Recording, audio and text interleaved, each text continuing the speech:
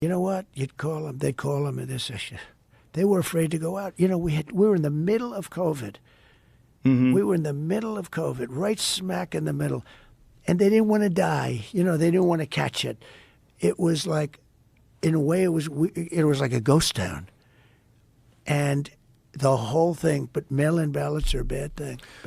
That certainly is a problem. Mail-in ballots are a problem. But every Another other country, problem you know, is other voter countries, ID. Yeah, a voter ID. Voter ID is the most bizarre argument that Yeah. I've never seen anybody articulate in a way that's convincing. Because why they you want to don't cheat. need voter.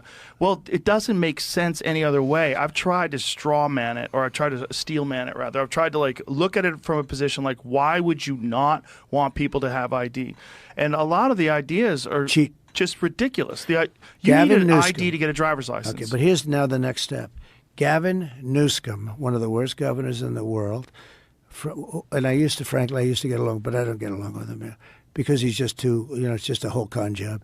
But Gavin Newsom, the other day, signed a bill that you are not allowed to ask a person, even ask them whether or not they have a voter ID. Now, what could be If a you charitable reason why anybody because they would want want to cheat. that? But Because that they would be want the to cheat. only thing that makes sense. But that's taking it to the next level. right. Now, you know, you have ID. The Democrat National Convention, when they had it the last time, I saw, they had a sign, like a billboard, on the name of the person, where they live, how they live, who the hell their boyfriends are. Every single, it was, and a big picture.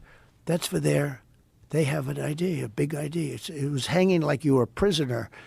They had these massive cards, everything. And yet when it comes to the vote, in theory, the most important thing we do, okay, when you go to a grocery store, you give ID.